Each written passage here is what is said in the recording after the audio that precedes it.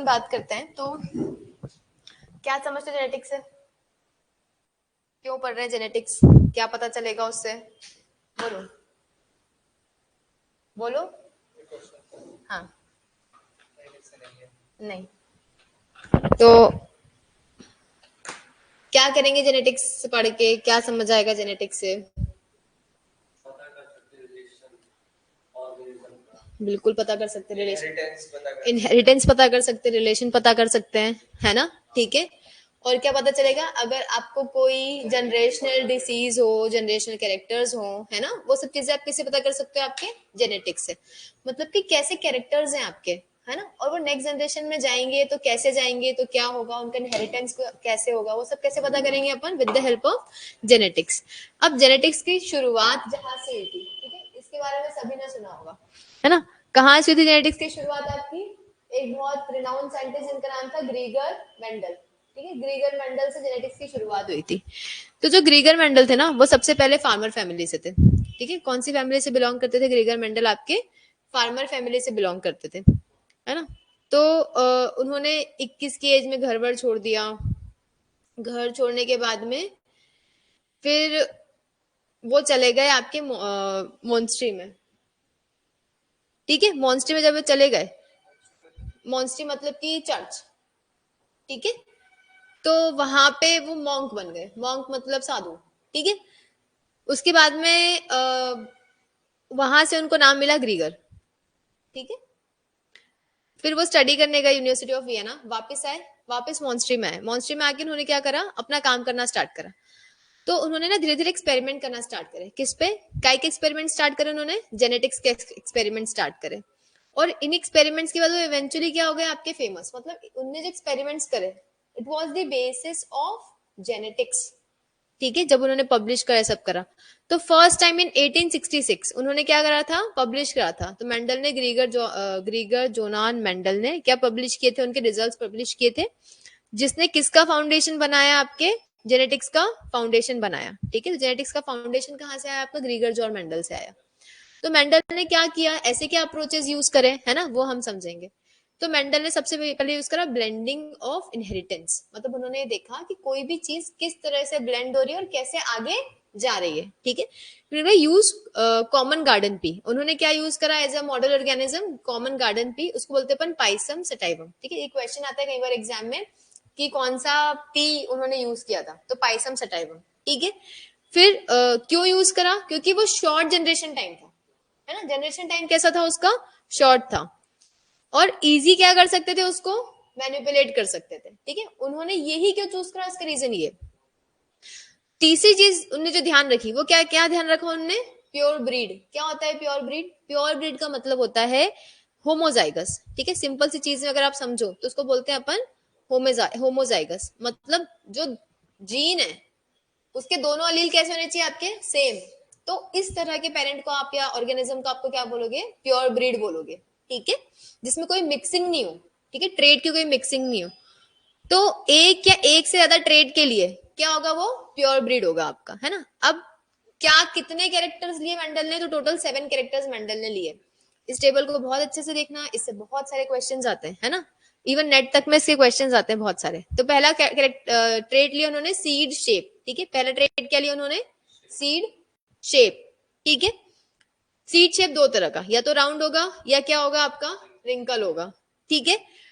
अगर इसका सिंबल कैसे लिया उन्होंने? कैपिटल आर से। लिंकेज ग्रुप उन्होंने वी। उन्होंने इसको क्लोन किया क्या? यस करके देखा था, जिसने भी किया था, ठीक है।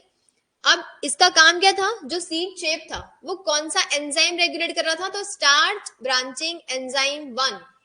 ये क्वेश्चन आपका आया है, ठीक है। इवन सेट में भी आया, नेट में भी आया। ये पूछा है कि जो सीड शेप मेंडल ने लिया था वो कौन से एंजाइम से रेगुलेट हो रहा था, ठीक है। तो एंजाइम था आपका स्टार्च ब्रांचिंग एंजाइम 1, समझ गए। फिर आया स्टेम लेंथ। सेकंड कैरेक्टर क्या लिया उन्होंने? Stem length. तो पहला कैरेक्टर हुआ सीड शेप, दूसरा कैरेक्टर क्या हुआ उनका? स्टेम लेंथ, ठीक है। स्टेम लेंथ में क्या लिया? या तो प्लांट टॉल होगा या फिर क्या होगा? ड्वार्फ होगा। हाँ, सीड का शेप स्टार्च से मेंटेन हो रहा है। देखो, सीड का जो शेप है ना, उसको मेंटेन करने के लिए एक एंजाइम है, वो है स्टार्च ब्रांचिंग एंजाइम 1, ठीक है। तो अभी हम बोलते हैं ना जीन, जीन जीन जीन, तो ये सीट का शेप भी कोई जीन रेगुलेट कर रहा होगा ना, तो वो जीन क्या कोड कर रहा है, वो जीन ये एंजाइम कोड कर रहा है, ठीक है, ये लिखा है ना जीन का फंक्शन, ठीक है। देन स्टेम लेंथ अपना टाल और ड्वार्फ, अब इसको कौन सा जीन रेगुलेट कर रहा है, तो GA3 ऑक्सीडेज 1, समझ गए। फिर हाँ, देन आया आपका कोटिलिडोन कलर। कोटिलिडोन क्या होता है,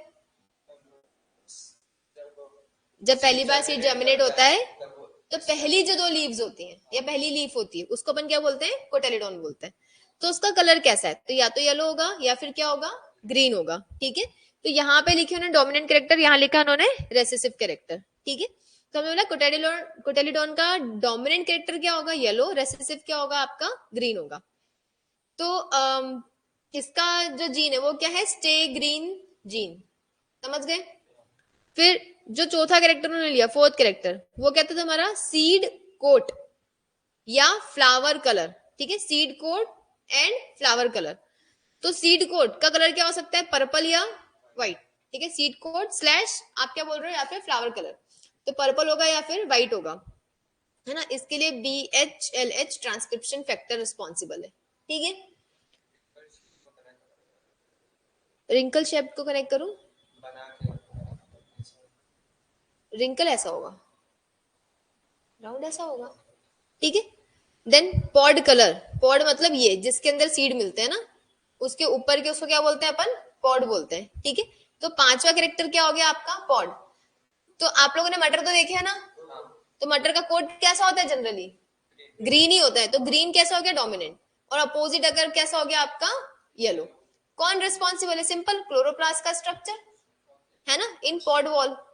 देन पॉड का फॉर्म, फॉर्म मतलब क्या होता है, इनफ्लेट मतलब चपटा, ठीक है, कॉन्स्ट्रिक्टेड मतलब सिकुड़ा हुआ, ठीक है, या तो इन्फ्लेटेड होगा या कैसा होगा, सिकुड़ा हुआ होगा, ठीक है। पॉड का फॉर्म मतलब इसका फॉर्म कैसा है, ये इसके लिए कौन रिस्पॉन्सिबल है, स्क्लेरेनकाइमा फॉर्मेशन इन पॉड, ठीक है।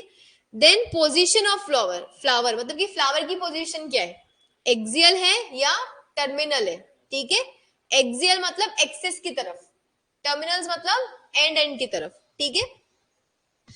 तो ये किससे रेगुलेट हो रहा है आपका, मेरिस्टेम फंक्शन से। तो टोटल कितने कैरेक्टर लिए मेंडल ने, 7 कैरेक्टर लिए, seed shape, length, stem length, cotyledon colour, flower colour और सीड कलर, सीड कोट आपको जो भी मिल जाए, देन पॉड कलर, पॉड का form and position of flower, ठीक है। इतने 7 कैरेक्टर्स मेंडल ने लिए जो अलग अलग जीन से रेगुलेट होते हैं, ठीक है। इसको बहुत अच्छे से याद करना बिकॉज ये बहुत सारे एग्जाम्स में आता है ना। अब वो सीन गया जब आपसे पूछा जाए कि कौन से 7 कैरेक्टर्स लिए थे, अब ये पूछेंगे कि ये कैरेक्टर्स कौन से जीन से रेगुलेट होते हैं, ठीक है। अब बेसिक चीजों की बात करते हैं आपकी, है ना, क्योंकि अब पूरा जेनेटिक्स पढ़ोगे तो ये टर्म्स आएंगी आपकी, तो टर्म्स आपको समझना बहुत जरूरी है। तो पहला टर्म क्या है आपका, जीन। जीन क्या हुआ, एक ऐसा रीजन ऑफ डीएनए जो किसी कैरेक्टर के लिए कोड करता है, ठीक है। एक ऐसा रीजन ऑफ डीएनए जो किसी कैरेक्टर के लिए कोड करता है, उसको क्या बोलोगे आप, जीन बोलोगे, ठीक है। कोई भी कैरेक्टर, जैसे कि कैरेक्टर क्या हो सकते हैं आपके, आप ले लो, तो यहाँ पे ले लो आई कलर, है ना, height, skin colour, so on, ठीक है। जो भी आप कैरेक्टर्स दे सकते हो। और अगर यहाँ पे आप बात करो, अगर हम लोग पी की बात करें, मटर की, तो इसमें अपन ने इतने सारे कैरेक्टर्स लिए ना, हाइट लिया है, फ्लावर का कलर लिया है, देन सीड का शेप लिया है, ठीक है।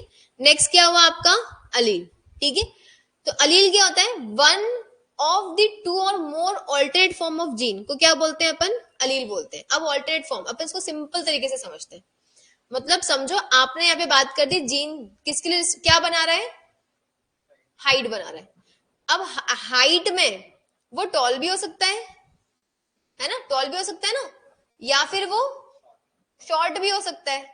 तो ये दोनों कैरेक्टर एक दूसरे के अपोजिट है, ऑल्टरनेट है ना, या तो टॉल होगा या शॉर्ट होगा, पर दोनों ही किसके कहा क्या बना रहे हैं, हाइट बना रहे हैं, ठीक है। मतलब दोनों ही जो कैरेक्टर्स है वो क्या क्या कर रहे हैं, आपका हाइट बना रहे हैं, ठीक है।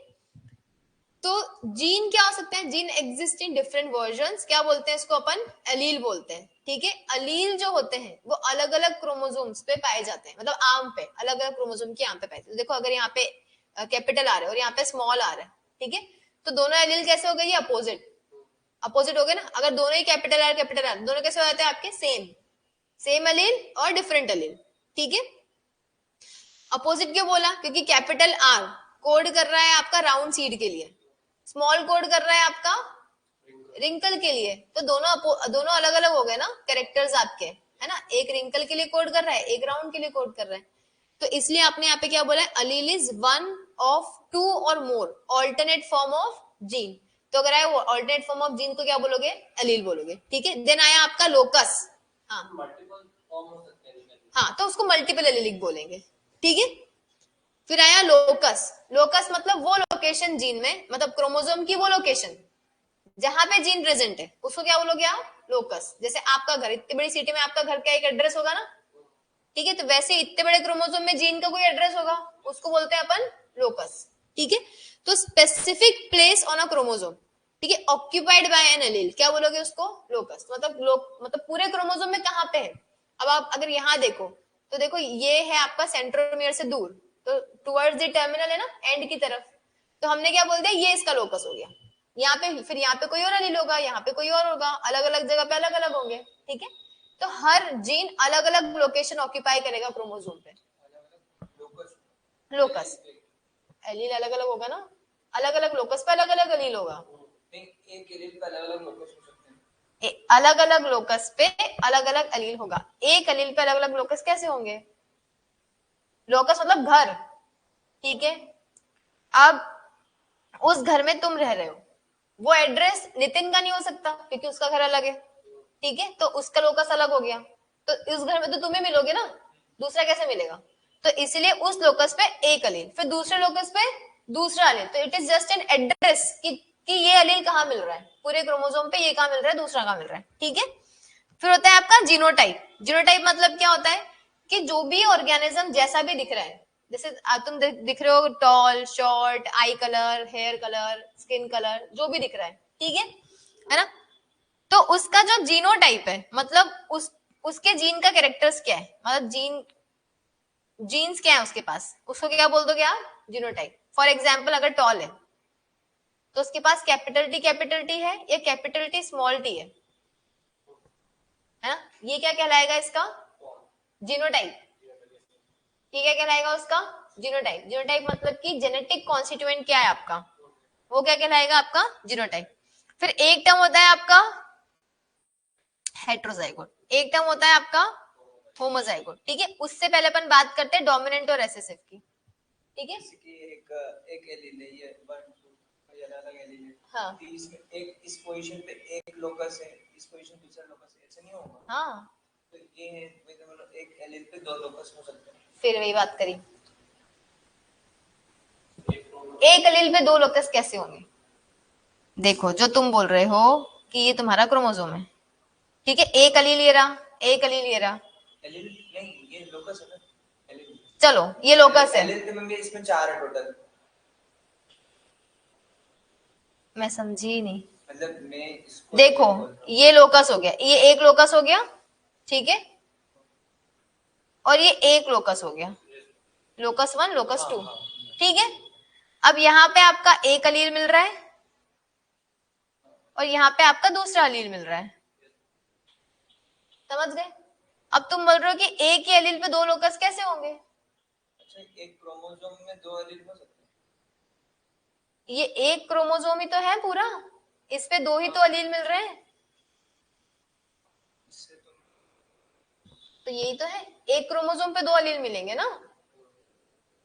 जीन में अभी हमने बोला ना कि दो ऑल्टरनेट फॉर्म मिलेंगे, मतलब हमेशा जीन कौन सा फॉर्म मिलेगा, पेयर में मिलेगा, क्योंकि हम डिप्लॉइड है, तो हमेशा क्या मिलेगा, पेयर में। ये एक है और ये एक है, इसको ये पूरे एक को एक एलील और इसको पूरे एक को दो एलील नहीं बोल सकते, दो एलील।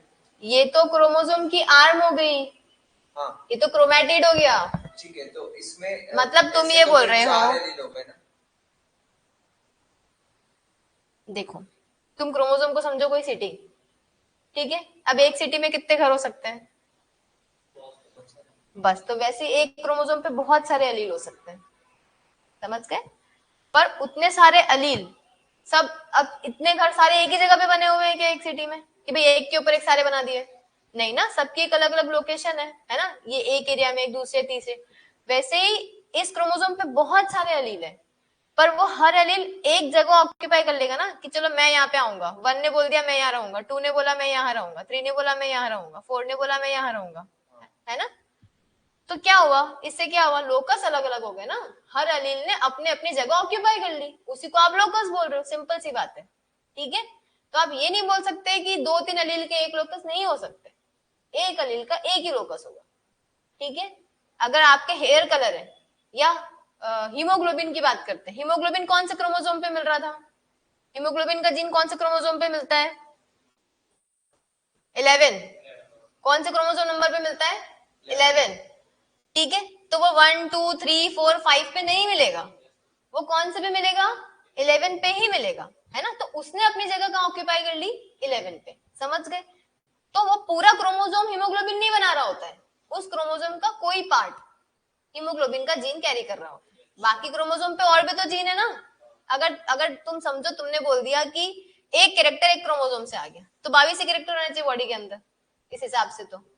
पर सिर्फ 22 कैरेक्टर है क्या आपकी बॉडी में, नहीं ना, हजारों जीन है, हजारों प्रोटीन है, इतने सारे कैरेक्टर्स हैं जो आप सब पूरे टाइम परफॉर्म कर रहे हो मेटाबॉलिज्म में, हजारों अपने एंजाइम पढ़ लिए, ठीक है। तो वो किसी 11 नंबर क्रोमोसोम के एक लोकस से आ रहा है, एक लोकस से आ रहा है, ठीक है। अलील वो लोकस के ऑक्यूपाई कर रहा है, वो लोकस पे क्या मिलेगा, अलील मिलेगा ना, लोकस तो एड्रेस हो गया। तुम एग्जाम में बैठे हो, तुमसे एड्रेस लिखा लिया, तो वो तो एड्रेस हो गया, एड्रेस तुम्हारा घर थोड़ी आएगा एग्जाम देना, ऐसा। आप वो अलील हो जब काम करोगे, locus is just an address, समझ गए। कि आपको अगर बताना है कि ये जीन कहाँ है ना, तो आपने एड्रेस बता दिया, तो locus is just an address, मतलब वो लोकेशन जो अलील ऑक्यूपाई कर रहा है, वो हो गया आपका लोकस, ठीक है। हाँ, एक क्रोमोसोम में मल्टीपल लोकस हो सकते हैं। हाँ, एक क्रोमोसोम पे मल्टीपल लोकस हो सकते हैं, लाइकवाइज एक क्रोमोसोम पे मल्टीपल एलील्स भी हो सकते हैं, ठीक है, पर अलग अलग जीन के, सेम जीन के नहीं, ठीक है।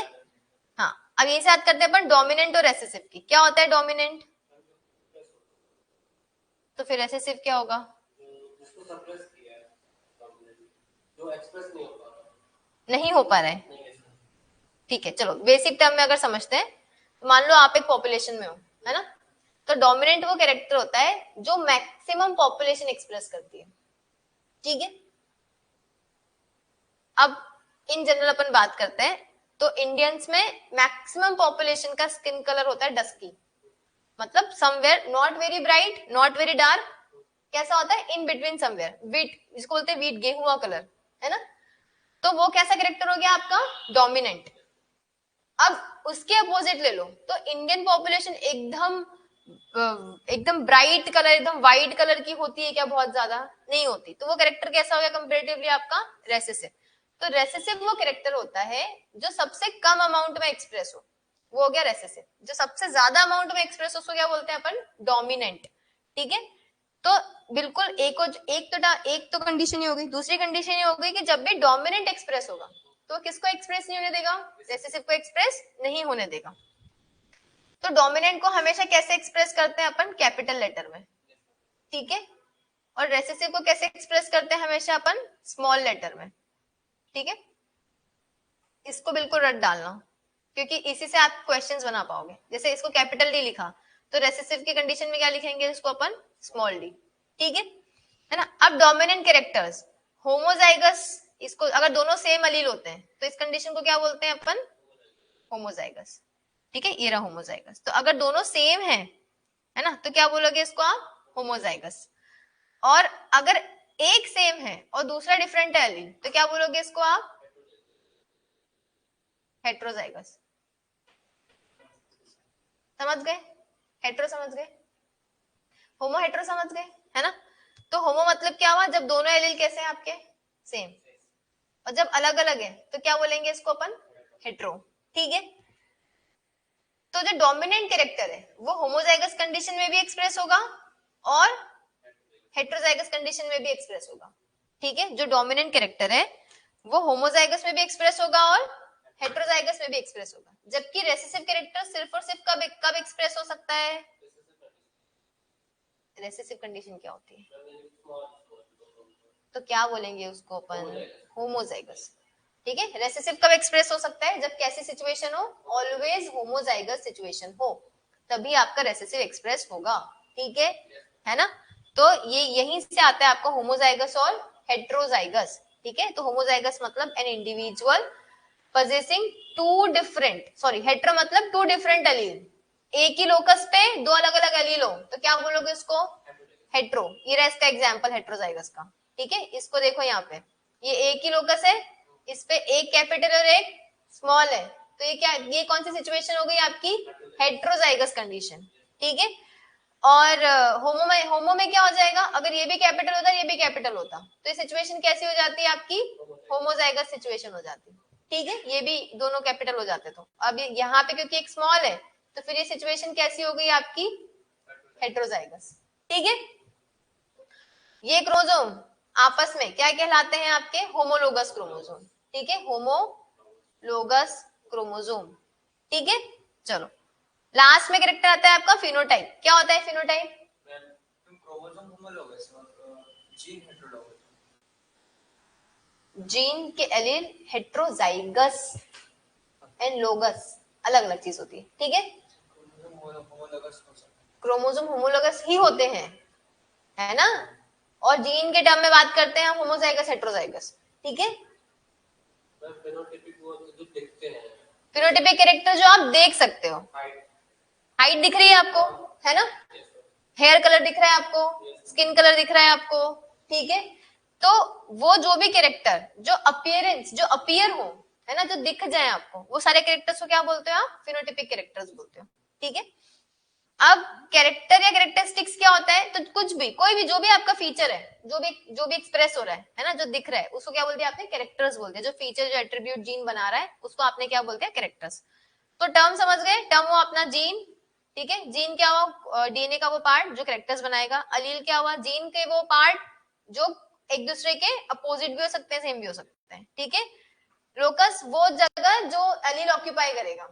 ठीक है, जीनोटाइप जो जेनेटिक मेकअप है ऑर्गेनिज्म का। हेट्रो होमोजाइगस मतलब कि अगर दोनों एलील अलग अलग है तो हेट्रो, सेम है तो होमो। ठीक है, फिनोटाइप मतलब कि जो आपको अपीयर होगा, और बाकी कैरेक्टर सिंपल जो आप समझ गए। ठीक है, चलो आगे की बात करते हैं। अपन बात करते हैं मोनोहाइब्रिड क्रॉस की। ठीक है, तो चलो पहले अपन सिंपल सिंपल चीज समझ लेते हैं। अब मुझे बताओ कि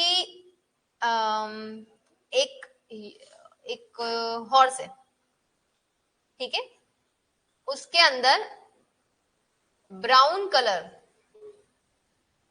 कैसा है? डोमिनेंट है। ब्राउन कलर कैसा है? डोमिनेंट। ठीक है, तो डोमिनेंट का अलील है कैपिटल बी, समझ गए? और रेसेसिव का अलील है स्मॉल बी।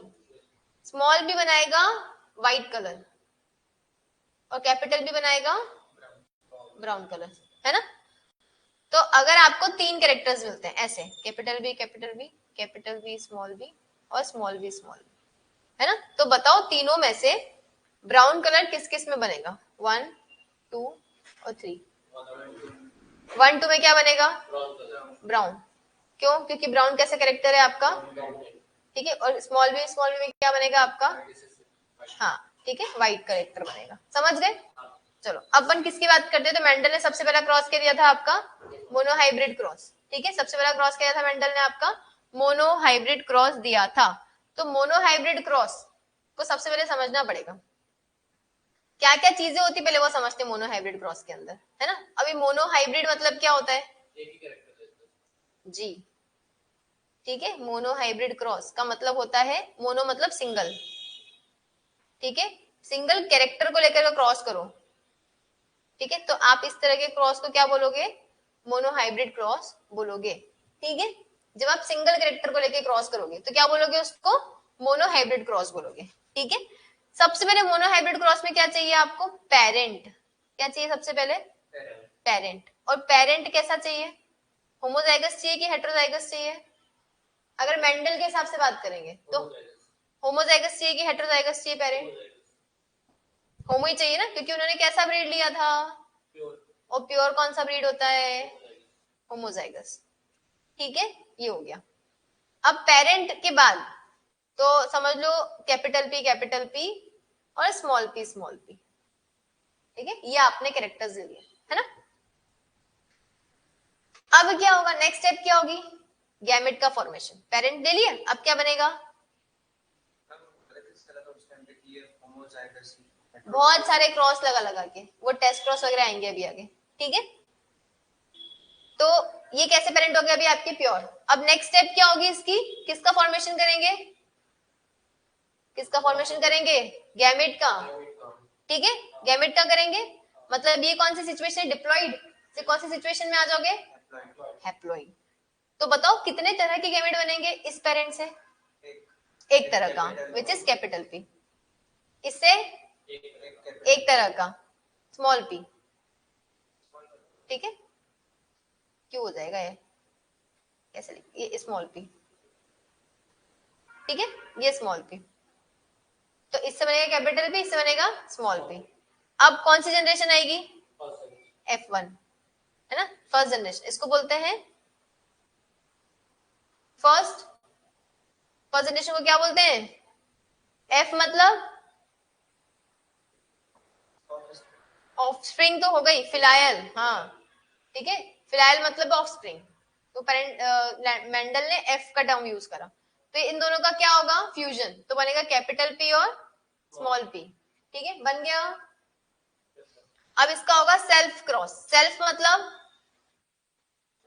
खुद का खुद से ही, है ना, तो ये कैपिटल पी स्मॉल पी, फिर ये कैपिटल पी और स्मॉल पी, समझ गए। फिर कौन सी जनरेशन आएगी तुम्हारी, F2, सेकेंड जनरेशन आएगी। सेकेंड जनरेशन के टाइम पे एक साइंटिस्ट आ गए थे, पुन्नेट, ठीक है, पुन्नेट ने एक तरह का क्रॉस का स्क्वायर दिया, इसको बोलते हैं अपन पुन्नेट स्क्वायर। क्या बोलते हैं, पुन्नेट स्क्वायर, हो गया। अब समझो ये पेरेंट 1, ये हो गया पेरेंट 2, ठीक है। तो गैमेट कैसा बनेगा, गैमेट फॉर्मेशन करना पड़ेगा ना वापस से। तो पहले पेरेंट से गैमेट कितने बनेंगे, दो, एक बनेगा कैपिटल पी, एक बनेगा, दूसरे पेरेंट से भी बनेगा कैपिटल पी और बनेगा, बन गया, ठीक है।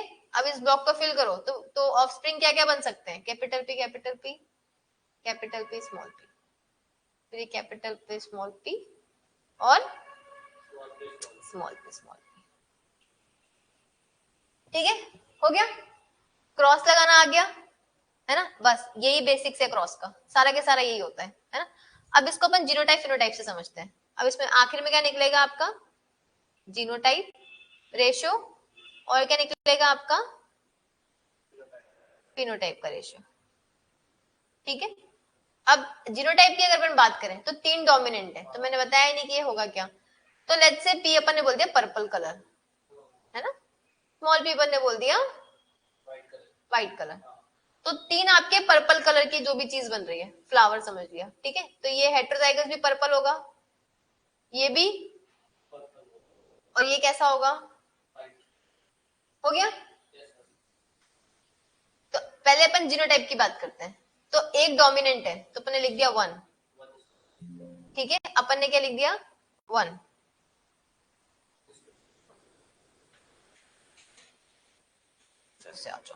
सॉरी, हाँ चलो, एक डोमिनेंट है, 2 क्या है आपके,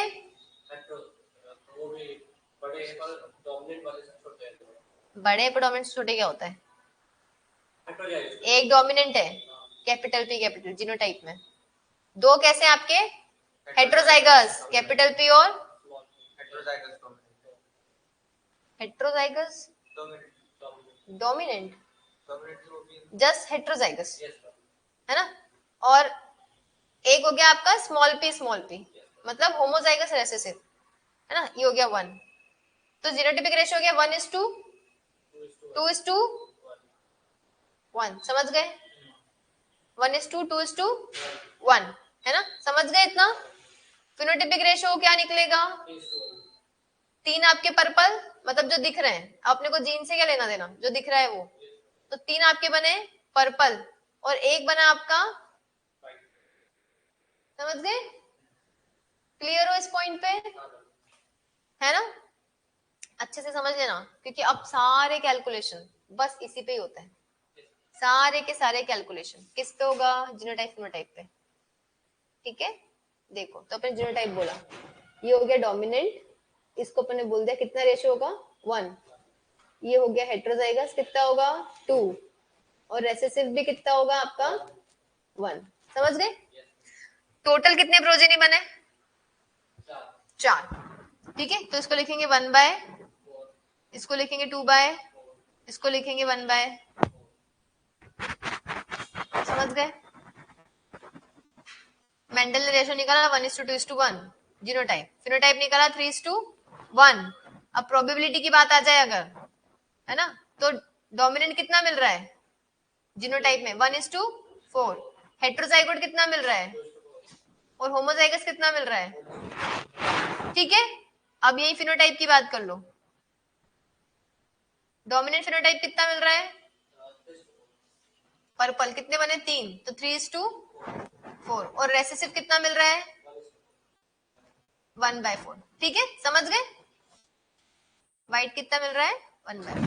क्लियर हो गए? इसको याद रखना, ये सारे कैलकुलेशन में काम आता है, जितने कैलकुलेशन आ जाएंगे मेंडल के, ये सारे कैलकुलेशन में काम आता है। ठीक है, चलो आगे की बात करते हैं अपन, है ना। तो हम अब भी यही क्रॉस पढ़ रहे थे, अभी हम यही क्रॉस पढ़ रहे थे कि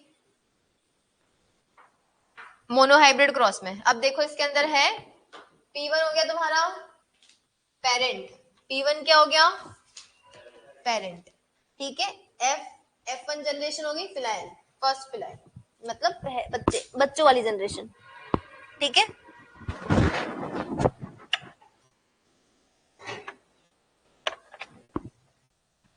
सेकंड बस हो गया, बैठ जाओ। ठीक है, चलो अब आ जाओ यहाँ पे वापस से। तो देखो सबसे पहले लिया आपने पेरेंट लिया, तो उन्होंने यहाँ पे ले लिया फिनोटाइप, क्या लिया है फिनोटाइप टॉल, और क्या लिया है ड्वार्फ। पेरेंट लिए, तो देखो जीनोटाइप क्या था टॉल पेरेंट का डीडी, और ड्वार्फ पेरेंट का क्या था। ठीक है, जो भी दिया वो लेना। गैमेट फॉर्मेशन हुआ, तो कैपिटल डी से कितने गैमेट बना, एक। स्मॉल डी से F1 जनरेशन आ गई, दोनों मिक्स हो गए, तो बन गया आपका कैपिटल डी और स्मॉल डी। अब F1 जनरेशन का क्या होगा, सेल्फ, तो F1 क्या फिर से गैमेट का फॉर्मेशन होगा ना। ठीक है, तो क्योंकि ये हेट्रोजाइगस कंडीशन है, कैसी कंडीशन है ये, तो कितने गैमेट बनेंगे अलग। ठीक है, तो यहां से क्या समझे, नहीं, एक से तो दो ही बनेगा ना, चार कैसे बने, एक पेरेंट से कितने गैमेट बनेंगे दो, दूसरे पेरेंट से कितने गैमेट बनेंगे दो। ठीक है, एक पेरेंट से दो गैमेट बनेंगे। तो क्या समझे, अगर पेरेंट कैसा है जी, होमोजाइगस है अगर पेरेंट, तो गैमेट फॉर्मेशन कैसा होगा, प्योर ब्रीड है अगर होमोजाइगस है, तो एक ही टाइप का गैमेट बनेगा। और अगर पेरेंट कैसा है हेट्रोजाइगस, तो दो टाइप का गैमेट बनेगा। समझ गए? ये एक कैरेक्टर की बात कर रहे हैं, जब कैरेक्टर्स बढ़ते चले जाएंगे ना, तो आपके गैमेट के नंबर भी बढ़ते चले जाएंगे। ठीक है, अभी तो मोनोहाइब्रिड की बात कर रहे हैं, एक ही कैरेक्टर की बात कर रहे हैं, दो गैमेट बोल दिया अपन ने हेट्रोजाइगस है, तो अब जैसे जैसे बढ़ेंगे वैसे वैसे नंबर भी क्या होगा इसका बढ़ता चला जाएगा। ठीक है, गैमेट कैसे निकालते हैं वो भी सीखेंगे अपन। अब आ गया तुम्हारा नेक्स्ट जनरेशन, क्या आ गया तुम्हारा F1 जनरेशन की क्या बन गया गैमेट। अब F1 का क्या हो रहा है, सेल्फ क्रॉस होगा, तो अपन सिंपली हम क्या लगाएंगे पुन्नेट स्क्वायर। ठीक है, आपको ये इतना कॉम्प्लेक्स स्ट्रक्चर में नहीं जाना है, आपको सीधे सीधे क्या लगाना है पुन्नेट स्क्वायर लगाना, ये ब्लॉक बॉक्स बना के काम करना है ना, तो सबसे फास्ट आंसर निकलता है बॉक्स में, इसमें आप वो सब घूम जाते हो, तो ये वाला बॉक्स से काम करना हो गया। आप यहीं से आपका जीनोटाइपिक रेशियो भी निकल गया और फिनोटाइपिक रेशियो भी निकल गया। ठीक है, इतनी चीज समझ गए, क्लियर।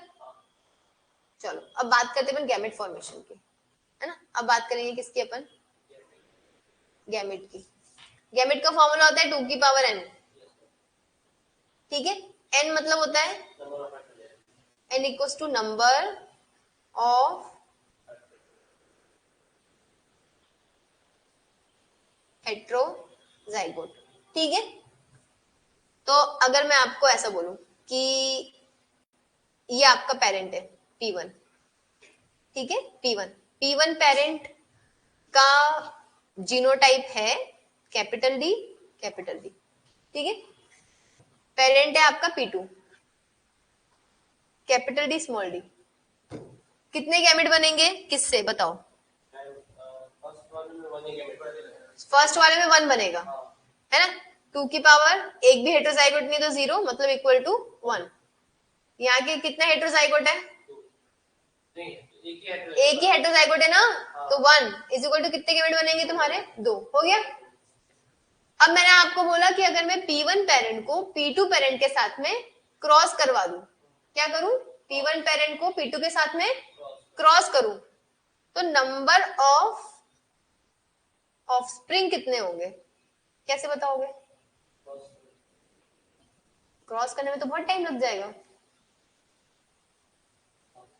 ये तो छोटा सा कैलकुलेशन है, अभी बड़ा भी दूंगी तब कैसे बताओगे? तो क्या करोगे? कुछ भी नहीं, P1 के गैमेट इनटू P2 के जो बने मल्टीप्लाई करके बताओ कितने नंबर ऑफ ऑफस्प्रिंग बनेंगे? कुछ भी, P1 1 है, P2 कितना है? कितने बनेंगे? बेसिक कैलकुलेशन है ये। पहला फॉर्मूला अपन ने क्या निकाला? नंबर ऑफ गैमेट्स, ठीक है। तो नंबर ऑफ गैमेट्स कैसे निकालते हैं? किसी भी उससे, तो 2 की पावर n से निकालते हैं। n मतलब नंबर ऑफ हेटेरोजाइगोट, ठीक है।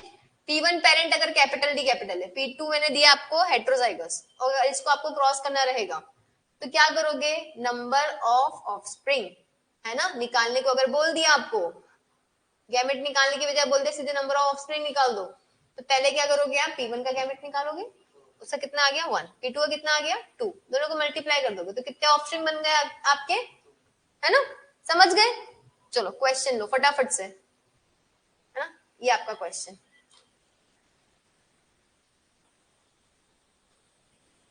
अब मैं P1 P2 करके नहीं लिखूंगी, मैं सिर्फ सीधे आपको क्रॉस लिख दूंगी। आपको गैमेट बताना है और नंबर ऑफ ऑफस्प्रिंग बताना है। समझ गए?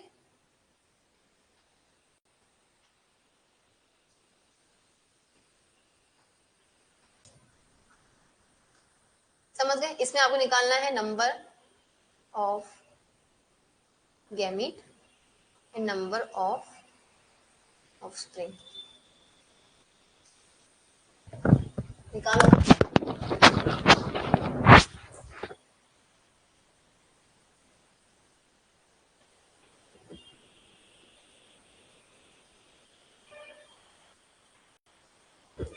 चलो, number of gamete and number of offspring, ये फर्स्ट कंडीशन है। सेकंड कंडीशन है, फॉर्मूला में एज इट इज लिख के रखी हुई है, ठीक है। पहला वाला सॉल्व करेंगे अपन। पहला वाला करा सॉल्व?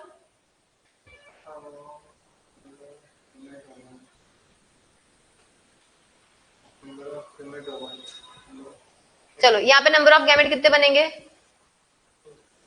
यहाँ पे 2। क्यों? एक A से आएगा, एक B से आएगा। क्यों? हेटेरोजाइगोट कहाँ है? कहाँ है हेटेरोजाइगोट? दो है ना, अलग अलग है। ये तो कैरेक्टर अलग है। ये भी होमोजाइगस है, ये भी होमोजाइगस है, तो कैरेक्टर है। दोनों होमोजाइगस है ना। एक A आएगा और एक B आएगा। हाँ, तो ऐसे आएगा, अलग अलग थोड़ी बनेगा, ऐसा बनेगा ना गैमेट। तो 2 कहाँ बना? एक ही तो बोलोगे, तुम्हारी बॉडी में 100 कैरेक्टर के 100 गैमेट थोड़ी ना बनते हैं, 2 ही गैमेट बनते हैं ना। फीमेल में तो एक ही बनेगा X, मेल में बनेगा X, या फिर बाकी सारे तो सेम ही है ना।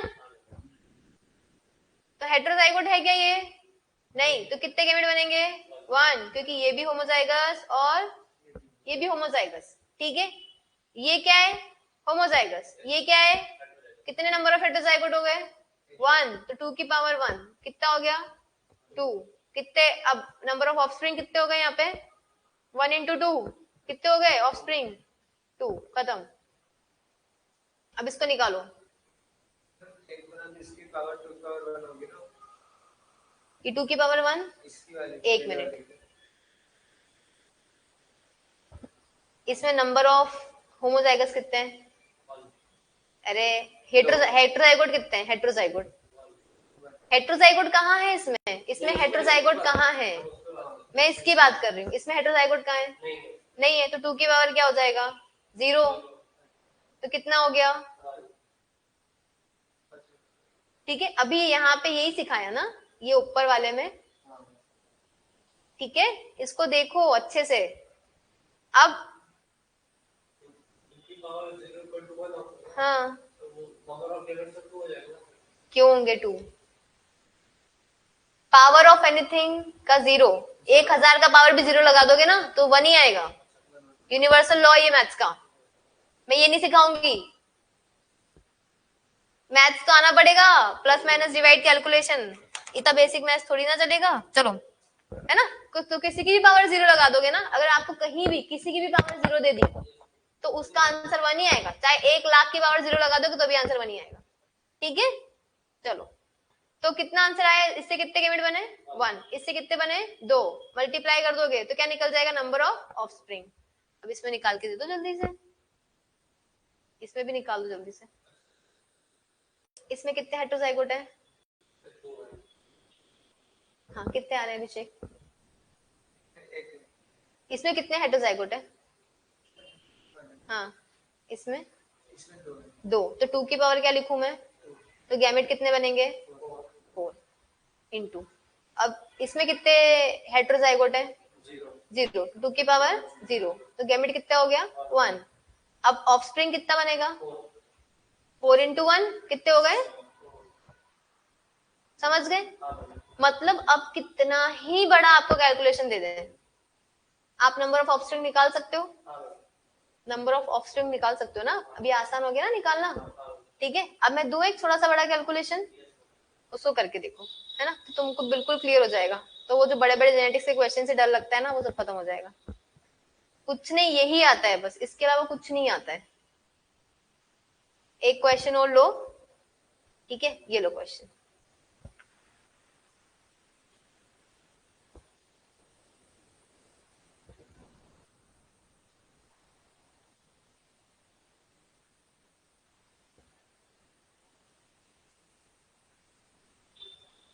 ठीक है, निकालो। Number of gamete and number of offspring. चलिए निकालिए।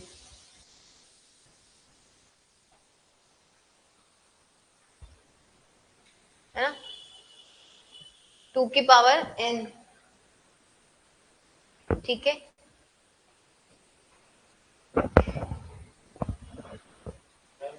हाँ। गैमेट सबसे पहले, ये मान लो पेरेंट 1, ये पेरेंट 2। ठीक है, तो पहले पेरेंट में कितने हेट्रोजाइगोट हैं? 3 है ना, 1, 2 और 3। तो मैं लिखूंगी 2 की पावर 3। तो 2 की पावर 3 कितना होता है? 8। ठीक है, ये तो आता ही अब सबको, ये गैमेट हो गए, है ना। अब यहाँ पे भी 2 की पावर n। कितने हेट्रोजाइगोट है यहाँ पे? 2, एक ये और एक ये।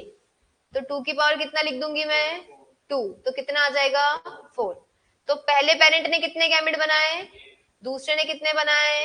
4। ठीक है, अब ऑफस्प्रिंग कितने कितने टाइप के ऑफस्प्रिंग बन सकते हैं? 8 इंटू 4 कितने बनेंगे टोटल ऑफस्प्रिंग आपके?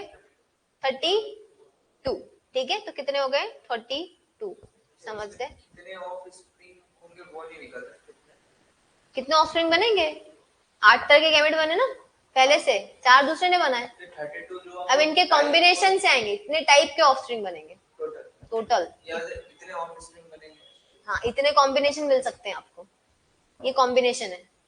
ठीक है, तो हम, क्योंकि genetics is all about possibility and probability. Genetics तो यही होता है ना, क्या पॉसिबिलिटी है और क्या प्रोबेबिलिटी है ना, यही पे बात करते हैं अपन। यही बोलते हैं ना कि इसमें से कितने डिसीज होगा, किसको क्या होगा, किसको क्या होगा, ये सारी बातें करते हैं।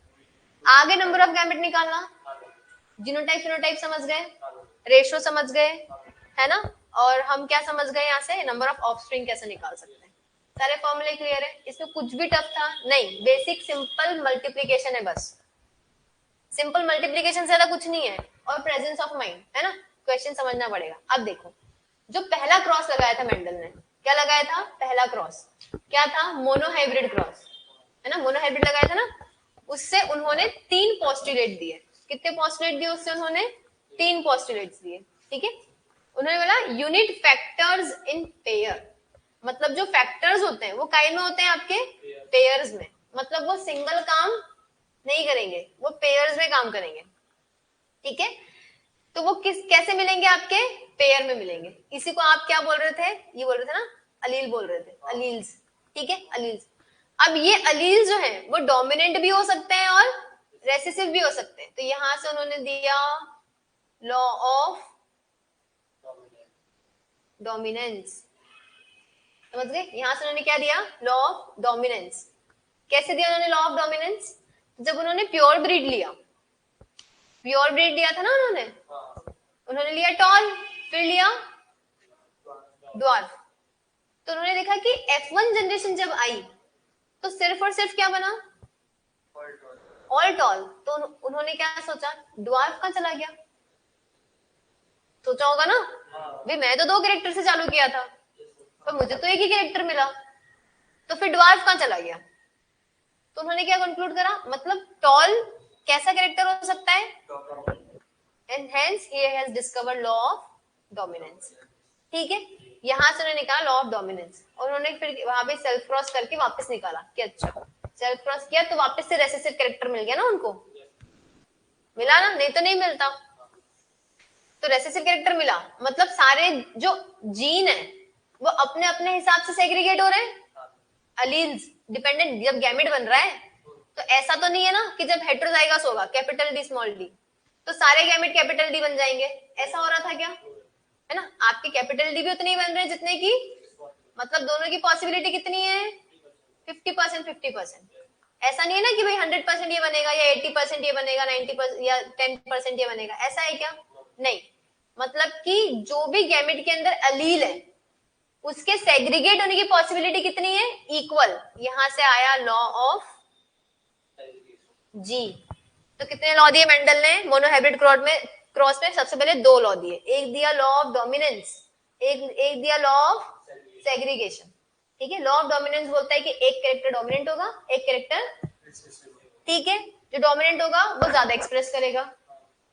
सेग्रीगेशन में उन्होंने बोला कि अगर दोनों एलील, अगर डोमिनेंट और रेसेसिव, मतलब अगर हेटेरोजाइगोट बन गया तो दोनों ही गैमेट की पॉसिबिलिटी कितनी होगी? इक्वल। ऐसा नहीं है कि सारे रेसेसिव बन जाएंगे या सारे डोमिनेंट बन जाएंगे, ऐसा नहीं होगा, है ना। गैमेट क्या बनेंगे? 50% रेसेसिव बनेंगे, 50% डोमिनेंट। मतलब दोनों डिपेंड है क्या सेग्रीगेट होने के लिए एक दूसरे पे? नहीं, दोनों अपने अपने हिसाब से क्या होंगे? अलग हो जाएंगे, गैमेट में चले जाएंगे। इसी को उन्होंने क्या बोला? लॉ ऑफ सेग्रीगेशन, ठीक है। तो इसको अगर देखोगे तो during the formation of gamete the pair of unit factors separate or segregate randomly so that each gamete receives one or the other with equal likelihood, equal, दोनों की पॉसिबिलिटी बराबर है ना। गैमेट में जाने की पॉसिबिलिटी क्या है? दोनों की बराबर। लॉ ऑफ इंडिपेंडेंस के आसपास नहीं, लॉ ऑफ इंडिपेंडेंट असॉर्टमेंट बिल्कुल अलग चीज है, ठीक है। ये हम एक ही कैरेक्टर में बात कर रहे हैं, समझ रहे? एक ही कैरेक्टर के अलग अलग अल्टरनेट फॉर्म्स, है ना। हाइट के टॉल भी हो सकता है, ड्वार्फ भी हो सकता है ना, समझ गए? तो जब गैमेट बनेगा हेटेरोजाइगोट का तो 50% टॉल 50% ड्वार्फ, ठीक है। तो मेंडल ने 2 लॉ दिए यहां से, law of dominance, law of, समझ गए? चलो नेक्स्ट। अब जो तुम्हारे दिमाग में क्वेश्चन है कि कैसे पता चलेगा कि कोई भी प्योर ब्रीड है या नहीं, है ना। तो क्या करते हैं, प्योर ब्रीड का अगर पता करना होता है ना, तो रेसेसिव पेरेंट से क्रॉस कर देते हैं उसका, समझ गए? इस क्रॉस को क्या बोलते हैं अपन? Test cross. क्या बोलते हैं अपन? Test cross. तो टू नो दी जाइगोसिटी मतलब कि वो होमोजाइगस है कैरेक्टर या हेट्रोजाइगस है, मतलब डोमिनेंट तो दोनों से एक्सप्रेस होता है ना, होमो से भी होता है हेट्रो से भी होता है। तो जो भी कैरेक्टर है आपका टॉल, अब वो होमोजाइगस से बन के आया है कि हेट्रो से बन के आया है, उसके लिए अपन कौन सा क्रॉस लगाते हैं? टेस्ट। तो टेस्ट क्रॉस में किससे क्रॉस कराओगे? रेसेसिव पेरेंट से क्रॉस कराओगे। किससे कराओगे? और रेसेसिव प्योर ब्रीड होता है, ठीक है। तो देखो अगर वो टॉल कैरेक्टर डोमिनेंट से आया है तो F1 जनरेशन में सारे के सारे बच्चे कैसे बन गए? टॉल। सारे F1 में सारे टॉल बन गए ना, क्योंकि दोनों कैसी ब्रीड है? प्योर। पर अगर समझो आपने टॉल लिया वो प्योर ब्रीड नहीं है, जो आपने टॉल लिया वो प्योर ब्रीड नहीं है, तो F1 जनरेशन में आधे बच्चे क्या बनेंगे? टॉल, और आधे क्या बनेंगे? ड्वार्फ। समझ गए? तो टेस्ट क्रॉस से क्या प्रूव करता है? टेस्ट क्रॉस ये प्रूव करता है कि जो भी कैरेक्टर आप ले रहे हो, है ना, वो होमोजाइगस कंडीशन से आ रहा है कि हेट्रोजाइगस कंडीशन से आ रहा है, ठीक है। ये पता करने के लिए रेसेसिव पेरेंट से क्रॉस लगाया जाता है, ये याद रखना, ठीक है। इसमें यही क्वेश्चन आता है। रेसेसिव टेस्ट क्रॉस किससे होगा? रेसेसिव से होगा, ठीक है। नेक्स्ट होता है आपका बैक क्रॉस। क्या होता है नेक्स्ट आपका? बैक क्रॉस, ठीक है। बैक क्रॉस ना मोस्ट कॉमनली डोमिनेंट से क्रॉस लगाया जाता है, ठीक है। बैक किससे क्रॉस लगाते हैं? डोमिनेंट पेरेंट से क्रॉस लगाते हैं, और इसका पर्पस होता है प्योर ब्रीड बनाना, डोमिनेंट की प्योर ब्रीड बनाना, ठीक है। तो मोस्ट कॉमनली किससे क्रॉस लगाया जाता है बार बार बैक क्रॉस में? डोमिनेंट से, ठीक है। तो इसमें लिखा है back crossing is the process of crossing और mating a hybrid offspring, hybrid with one of its parent. Hybrid को किससे क्रॉस करोगे? पेरेंट से करोगे, ठीक है। तो इससे हाइब्रिड को ही करोगे, तो ये बेनिफिशियल होता है काई के लिए, गार्डनिंग में, एनिमल ब्रीडिंग में, ठीक है, ये काम आता है। चलो, तो बेटर जेनेटिक फिनोटाइप बनाने के लिए बैक क्रॉस करते हैं। टेस्ट क्रॉस सिर्फ टेस्ट करने के लिए करते हैं, इसलिए इसका नाम क्या है? Test cross. समझ गए? बैक क्रॉस क्यों करते हैं? इंप्रूव, जेनेटिक इंप्रूवमेंट के लिए करते हैं, है ना। तो when F1 generation is back cross, F1 generation कैसा बना था? हाइब्रिड था ना, F1 हाइब्रिड था ना, तो F1 is back cross with the recessive parent, both dominant and recessive genotypes are obtained. दोनों मिलेंगे अगर रेसेसिव से करोगे तो, ठीक है। पर अगर डोमिनेंट से करोगे, हाँ, तो क्या होगा? डोमिनेंट ट्रेट मिलेंगे। अगर डोमिनेंट से करोगे तो क्या मिलेंगे आपको? डोमिनेंट ट्रेट मिलेंगे। जो पेरेंट है वो होमोजाइगस हेटेरोजाइगस कुछ भी हो सकता है। डोमिनेंट, होमोजाइगस डोमिनेंट, होमो या हेटेरो भी हो सकता है। नहीं, मोस्ट कॉमनली हम लोग होमो डोमिनेंट प्रेफर करते हैं बैक क्रॉस में, ठीक है, डोमिनेंट पेरेंट्स है। चलो आगे बढ़े। ये आपके कुछ क्वेश्चन जरा सॉल्व करना चालू करो फटाफट फटाफट। जो पेरेंट है वो होमो और हेटेरो दोनों हो सकते हैं। नहीं, मेंडल में पेरेंट हमेशा कैसा होता है?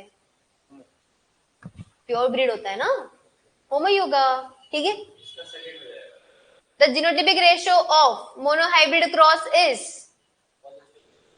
मुझे क्या पता क्या होना चाहिए अभिषेक? 1:2:1, ठीक है। चलो next, many ranchers prefer cattle without horn, है ना, कंडीशन दी आपको।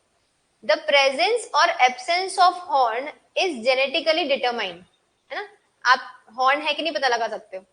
The allele for the absence of horn, अगर हॉर्न ना हो तो एलील क्या है इसका? ए, ठीक है। तो अगर कैपिटल ए मिला तो हॉर्न एब्सेंट, ठीक है। जेनेटिक्स में हमेशा काई की आदत डालनी है, लिखने की आदत डालनी है, ठीक है। अब प्रेजेंस ऑफ हॉर्न मतलब स्मॉल ए का एलील क्या है? स्मॉल ए क्या होगा? हॉर्न क्या होगा आपका? प्रेजेंट होगा, ठीक है, हॉर्न प्रेजेंट। ये आपको क्वेश्चन में दिया है। स्मॉल होगा तो स्मॉल, कैपिटल ए कैसा एलील हो गया आपका? डोमिनेंट यार, एब्सेंट, हाँ, और ये हो गया आपका रेसेसिव, ठीक है, ये रेसेसिव। तो अगर डोमिनेंट हुआ तो हॉर्न एब्सेंट, रेसेसिव हुआ तो हॉर्न प्रेजेंट। समझ गए?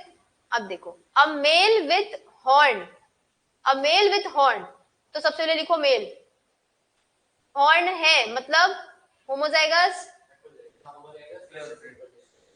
ठीक है, ऐसा ही होना पड़ेगा तभी तो हॉर्न दिखेगा ना। चलो, हॉर्न प्रेजेंट, ठीक है, हॉर्न प्रेजेंट को मैं पॉजिटिव से रिप्रेजेंट कर रही हूँ, ठीक है। अगर रेसेसिव कैरेक्टर में एक्सप्रेशन हो रहा है तो हमेशा होमो ही लोगे, डोमिनेंट के लिए होमो भी ले सकते हो और जी, ठीक है, डोमिनेंट के लिए होमो भी ले सकते हो और हेट्रो भी ले सकते हो। बैक क्रॉस पेरेंट है बेटा, टेस्ट में भी होमोजाइगस होगा रेसेसिव, एक बार वो बना दो। ठीक है। चलो अब क्या बोला अपन ने, व्हाट परसेंटेज, अब फिर हाँ चलिए, विथ अ हेट्रोजाइगस फीमेल, अब फीमेल कैसी है, मतलब कैपिटल है स्मॉल है ना, समझ गए। तो यहाँ पे हॉर्न क्या होगा, नहीं होगा, होगा कि नहीं, एब्सेंट मतलब माइनस, ठीक है, माइनस से लिख रही हूं मैं, है ना, प्रेजेंट को प्लस से कर दिया और एब्सेंट को माइनस से। मतलब ये लेक्चर इतना इंपॉर्टेंट है कि बस यही है, सब कुछ जेनेटिक्स यही है ना। ये अगर समझ गए, क्रॉस समझ गए, होमोजाइगस हेटेरोजाइगस का, मोनोहाइब्रिड का, जीनोटाइप का, फिनोटाइप का, बस पूरी जेनेटिक्स तो आपको ऐसी लगेगी अच्छा ये पूछते थे हर बार, तो यही लेक्चर है बस, जो भी है इसको बहुत अच्छे से समझ लो, है ना। तो अगर यहाँ पे बोला कि होमोजाइगस मेल है, ये ऐसा होगा, हॉर्न प्रेजेंट, ये होगी फीमेल, है ना। अब उन्होंने बोला what percentage of offspring would be expected to have horn, what percentage of offspring would be expected to have horn. तो अपन ने क्या कर दिया, इसका क्रॉस लगाना है। सबसे पहले क्या बनाएंगे, क्या बनाओगे, गैमेट, वेरी गुड, ठीक है, गैमेट बनाया, इसका गैमेट क्या बनेगा, स्मॉल ए, वेरी गुड। फीमेल का बनेगा कैपिटल ए और स्मॉल ए, है ना। अब क्या करें अपन, क्रॉस ऑफस्प्रिंग बनेंगे।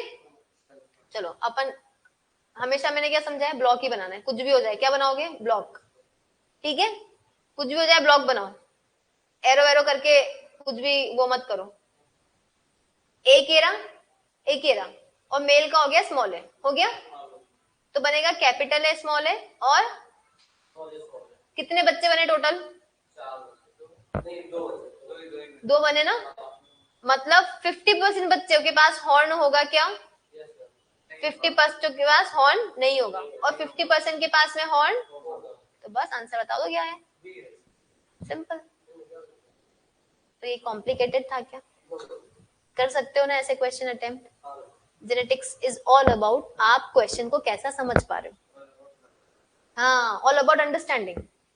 बस वो आपने मिस करी तो आपको आंसर गलत आ जाएगा, ठीक है। तो अब यहाँ पे पूछा है कि percentage of offspring would be expected to have horn, तो कितने बच्चों में होगा, 50% में हॉर्न प्रेजेंट होगा, क्लियर। नेक्स्ट क्वेश्चन पे आओ, चलो हो जाओ जल्दी से।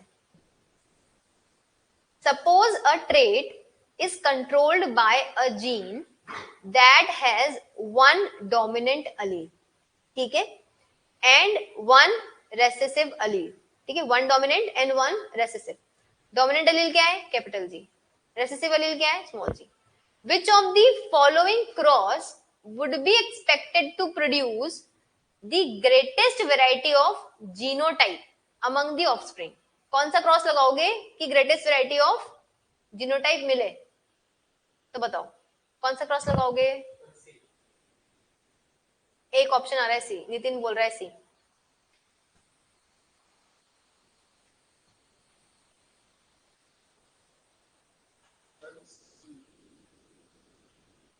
श्योर है ना, सी।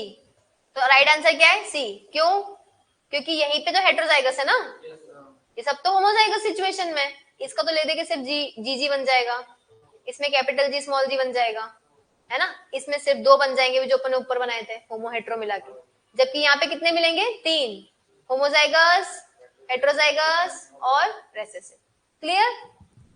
तो ये क्वेश्चंस बहुत टफ नहीं होते हैं, ये क्वेश्चंस थोड़े से लॉजिक्स होते हैं और थोड़ा सा प्रेजेंस ऑफ माइंड होता है, ठीक है।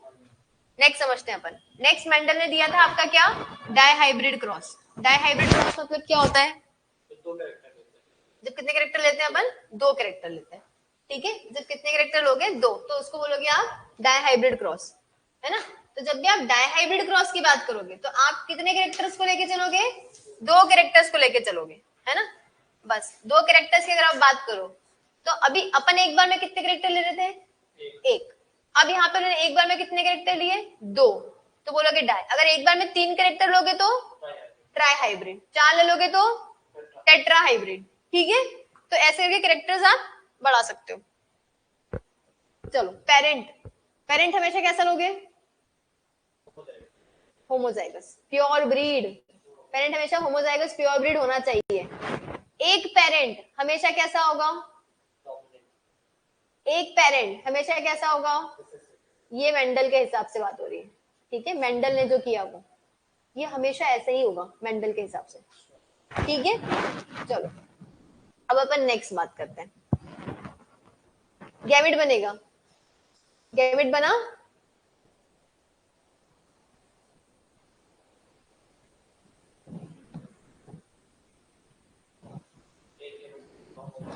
कैपिटल जी रिप्रेजेंट कर रहा है yellow seed, capital W represent कर रहा है राउंड, तो राउंड एंड येलो सीड ये हो गया डोमिनेंट कैरेक्टर। ग्रीन और रिंकल हो गया रेसेसिव कैरेक्टर, ठीक है। अगर सीड राउंड एंड येलो है तो कैरेक्टर कैसा हो गया? डोमिनेंट। अगर सीड रिंकल और ग्रीन है तो कैसा हो गया? रेसेसिव, ठीक है। देख लो इसको, ये दिख रहा है, ये रिंकल और राउंड सीड दिख रहा है, क्लियर दिख गए? चलो अब क्रॉस पे आ जाए फटाफट से।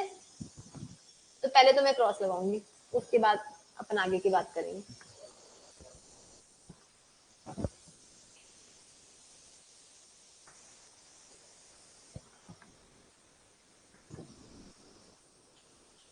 तो ये हो गया capital G capital G, capital W capital, ये हो गया स्मॉल जी स्मॉल जी, स्मॉल डब्ल्यू स्मॉल डब्ल्यू, ठीक है। चलो यहाँ से गैमेट कितना बनेगा? इसको दो कैरेक्टर है तो इसको दो इसके एलील भी अलग अलग होंगे। हाँ ये अलग अलग एलील तो है, ये अलग अलग एलील है ना, दोनों कैरेक्टर के अलग अलग एलील है ना, ठीक है। जल्दी बताओ कितने गैमेट बनेंगे यहाँ से?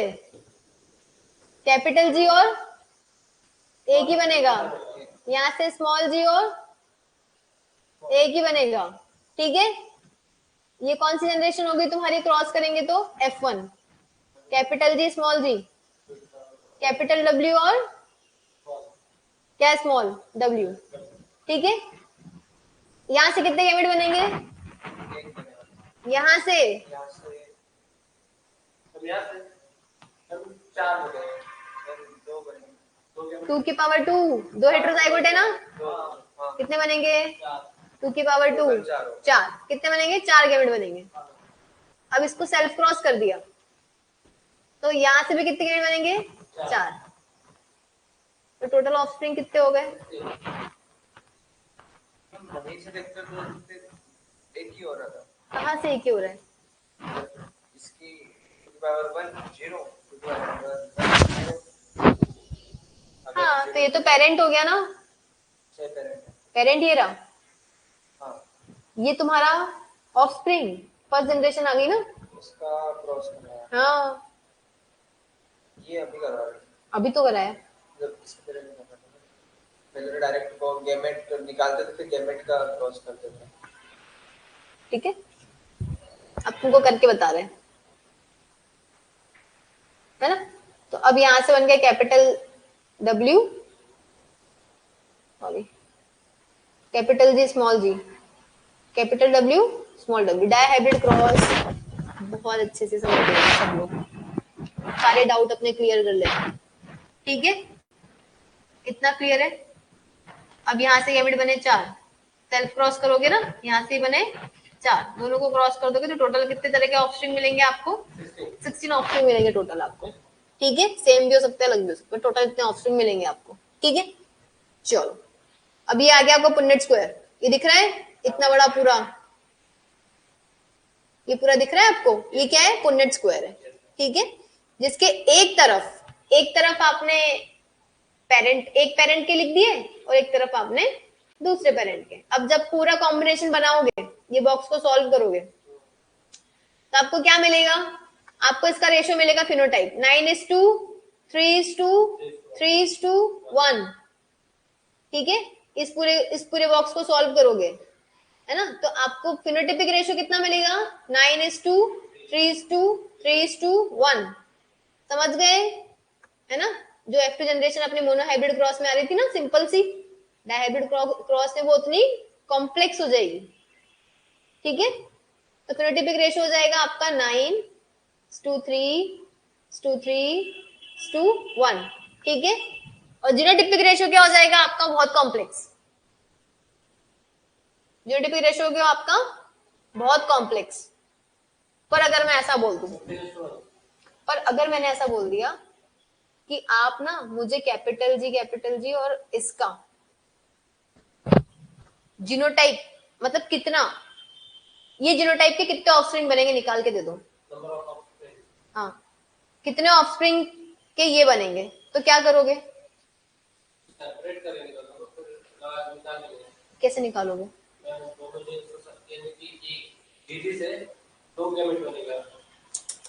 इतना नहीं कुछ करना है, मैंने आपसे सीधे बोल दिया, मैंने कहा ये ऑफस्प्रिंग का जीनोटाइप दे दिया मैंने आपको, कैपिटल जी स्मॉल जी और कैपिटल डब्ल्यू स्मॉल डब्ल्यू। अब मेरे को बताओ टोटल आपके ऑफस्प्रिंग कितने अंदर थे, है ना। 16 में से ये कितने हैं, समझ गए, 16 में से ये कितने हैं, है ना, क्योंकि वो तो 16 में तो बहुत सारे कैरेक्टर आ गए, पर 16 में से को कितने हैं जिनके पास में ये जीन प्रेजेंट है, जीन का कॉम्बिनेशन। तो कुछ नहीं, क्या करोगे, मोनोहाइब्रिड क्रॉस पढ़ाया ना मैंने। तो जीनोटाइपिक रेशियो क्या होता है बेटा, हेटेरोजाइगोट का 2/, और होमोजाइगस का 1/, चलो 2 1 जा 2, 4 4 जा 16, मतलब 16 में से कितनों के पास ये होगा, खत्म खत्म। इसको और सिंप्लीफाई करने को बोल दिया तो 2/16 मतलब 1/, मतलब हर 8 में से एक के पास में कैपिटल जी स्मॉल जी और capital W small W genotype मिलेगा। हाँ, 2/4 क्या था, मैंने आपको मोनोहाइब्रिड क्रॉस में पढ़ाया था ना, क्या पढ़ाया था, हेटेरोजाइगोट का रेशियो क्या था मोनोहाइब्रिड क्रॉस में, 2/4। तो ये हेटेरोजाइगोट है ना ये वाला, तो इसका रेशियो कितना लिख दिया अपन ने, और ये वाली कंडीशन कैसी, होमोजाइगस, कितना लिख दिया,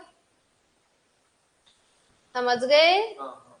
तो जीनोटाइप ही हो गया। पर अगर मैं बोलूं इसका फिनोटाइप बता दो, ये तो जीनोटाइप मैंने बोल दिया कि जीनोटाइप कितनों के पास मिलेगा, तो आपने बोल दिया 2 के पास में ऐसा जीन मिलेगा, ऐसे जीन का कॉम्बिनेशन कितनों के पास मिलेगा, समझ गए। पर मैं बोलूं कि फिनोटाइप में बताओ, मतलब कैरेक्टर्स दिखने चाहिए ना, तो कैरेक्टर्स, ये कैसा कैरेक्टर हो गया, इसको क्या बोलेंगे अपन, कैपिटल डब्ल्यू बड़े हैं ये, बड़े तो 2 गैमेट दोनों बड़े, ठीक है ना, अभी ठीक है, अभी क्लियर हो। एक और दूं, एक और का जीनोटाइप निकालोगे, चलो समझ गए, मतलब 2 में से 16। तो अब मैं बहुत इसको सिंप्लीफाई कर देती हूँ, जल्दी से निकाल, अभी फिनोटाइप भी बताऊं, पहले जीनोटाइप निकालने अपन। तो अब मैं तुमको दे दिया एक और ये कैपिटल डब्ल्यू स्मॉल डब्ल्यू, एक निकालो तुम कैपिटल जी स्मॉल डब्ल्यू, ठीक है। एक निकालो तुम कैपिटल जी,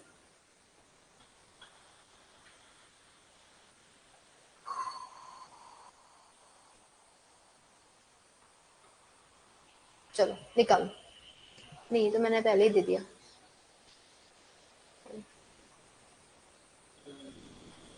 निकालो।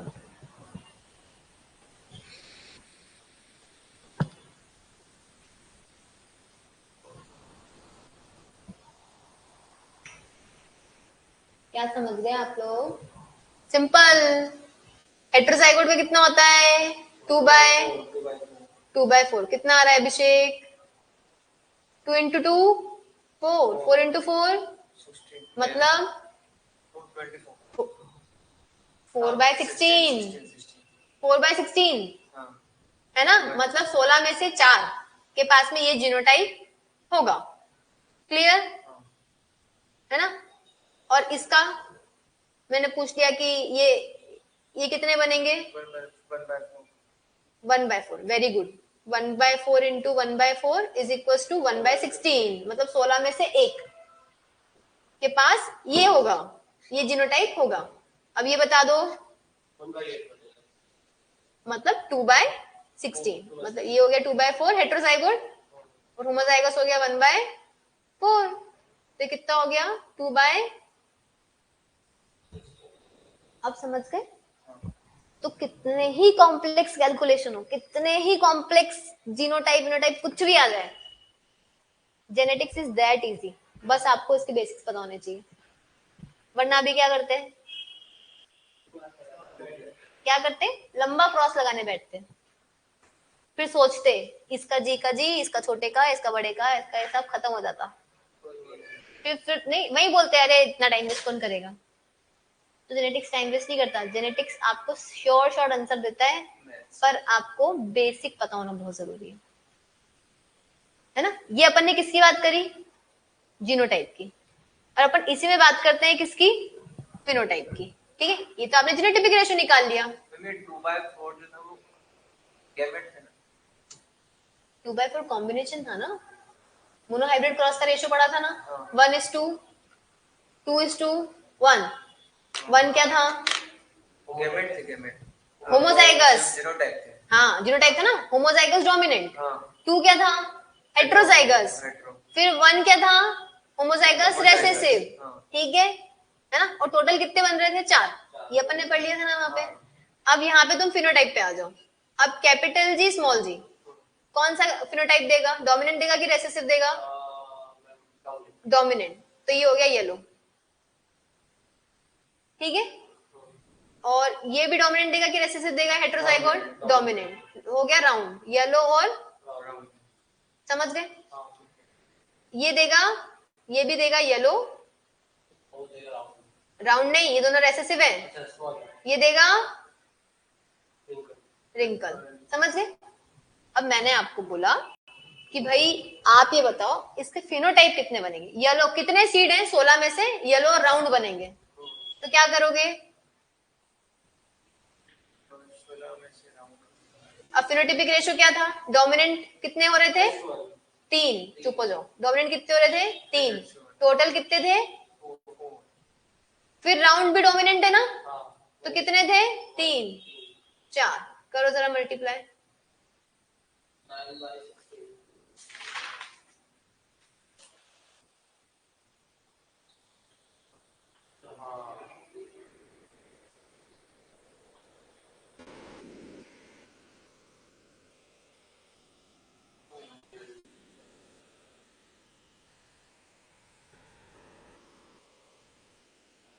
जल्दी जल्दी जल्दी, 9/, हाँ तो नो ऑफस्प्रिंग कितना कैरेक्टर देंगे, येलो और दे रहे हैं, तो देख लो ये टेबल देखो जरा, फटाफट से टेबल देखो इधर, येलो राउंड दिख रहा है यहाँ पे, क्या लिखा है, फिनोटाइपिक रेशियो देखो, सॉरी फिनोटाइपिक रेशियो देखो यहाँ पे कितना लिखा हुआ है, हो गया,